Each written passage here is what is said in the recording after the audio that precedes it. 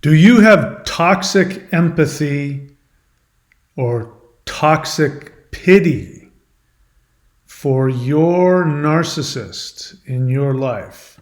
Whether that be a borderline or a narcissist or any other kind of cluster B. What is toxic empathy? Toxic pity. This is a new phrase for me.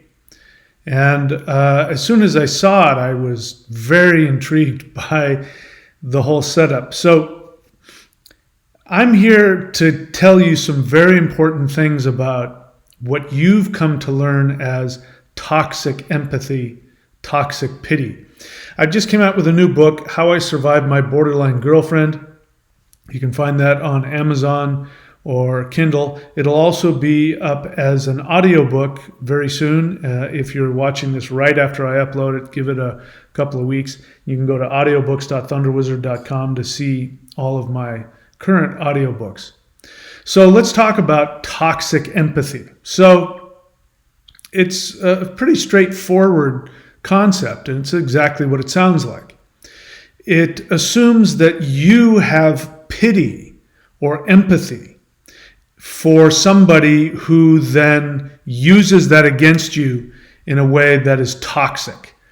Somebody who takes your well-meaning, innocent, vulnerable love for them, your empathy for them, your compassion for them, your pity for them, and uses it, pulls you in to get whatever it is they want from you. And by the time you realize what is going on, it has gotten to the point where their abuse has gotten inside of you and it's become toxic. You become perhaps smitten with anxiety over them, and you give of yourself to them, and then who knows what, they disappear, or they don't get better, or who knows what goes on. But the idea is that the assumption is that you are coming from a place of empathy, coming from a place of kindness, coming from a place of purity, and you don't have any agenda except to help. So I'm here to tell you, first I'm gonna help you with this. It's a very simple fix to get out of this. But in order for you to get out of it, you're going to have to come to some unsavory awareness about it. And it is extremely important.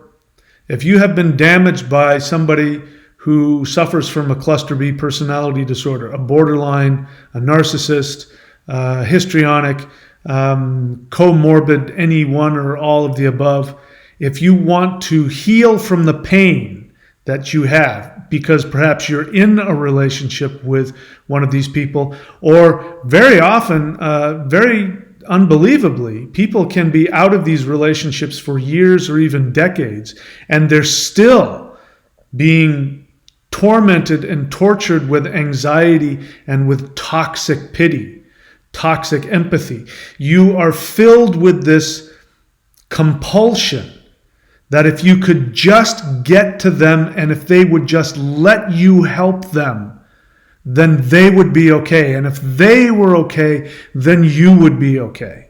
And this is when it becomes toxic, when you put your needs secondary to somebody else's needs, and you get completely lost in your life as a result of supposedly trying to help somebody.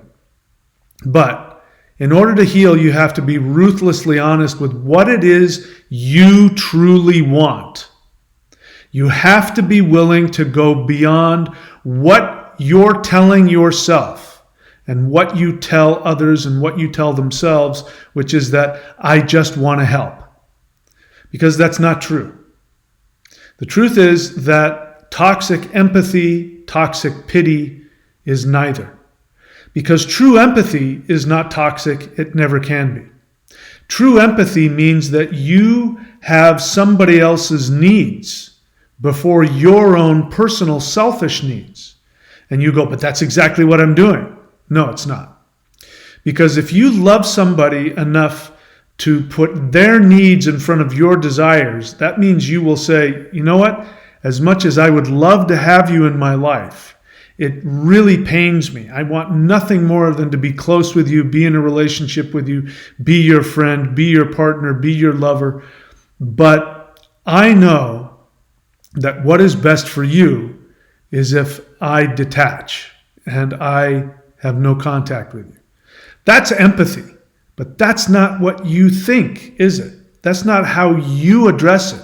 In fact, you will do anything to keep that relationship. You will give anything of yourself in order to keep that relationship. And that's not empathy. It's not compassion. It is toxic, but it's toxic because it's selfish. You are not empathetic towards them. You do not have pity for them. You have toxic selfishness, and your selfishness masquerades as empathy, as pity. I know that this is very difficult for you to hear, but the truth is, you want something from them. You personally want something from them. And if you can't be honest about it, you'll never get out of this trauma bond, intermittent reinforcement. Use whatever psychobabble words you want to use. But what gets you in that is your very deeply unresolved need to be loved and be seen by your parents. See, ironically, you suffer from the exact same issue that your borderline girlfriend does. You know that what happened is that she didn't get the love and the attention that she deserved as an infant, rightly so. And her whole life is spent trying to fill that empty hole inside of her. But guess what? You would not be attracted to her if you didn't have that same hole in your gut, which is why you have so much empathy. It's really not empathy, it's projection. You are transferring and projecting your own emptiness onto her, and you want to be loved by her because you think on an unconscious level, like your mother, as long as she loves you, you'll be okay. So there is no victim here. You are both projecting, transferring, using each other, trying to fill that empty hole inside of you. And the sooner that you can realize that your toxic pity and your toxic empathy is nothing more than codependent projection coming from your damaged, selfish need to be loved, and you're trying to require a broken person to give you something they can't give you, which is true love, true empathy. So, what about toxic empathy? What about toxic pity? There is no such thing. It is toxic, but it is neither pity nor empathy. And the only way out of it is to do the one thing that I tell you to do on this channel. If you want to learn more about that, you can go to the book here, How I Survived My Borderline Girlfriend. And in that, I tell you what the one thing is. You can also go to audiobooks.thunderwizard.com. You can also search this channel. You can look for the video that says the one thing, and I tell you exactly what that one thing is.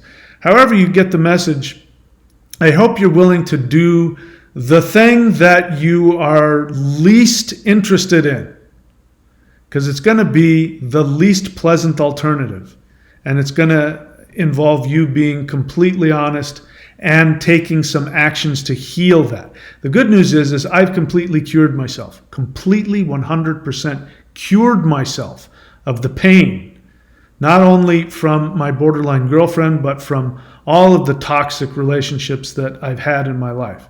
I'm cured of that pain. If you want to be completely cured, not like many people say to me, I've made a lot of progress, things are a lot better, but I still think about her sometimes.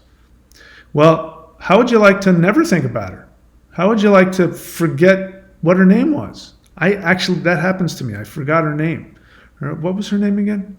How would you like to not be in denial, not be angry, and literally not be thinking about what that painful experience was like? If you want that, you can have that, but you got to be willing to do the one thing. Go to Amazon, look for How I Survived My Borderline Girlfriend, or audiobooks.thunderwizard.com when it becomes available on audiobook. That's it for me, guys. I'll see you soon.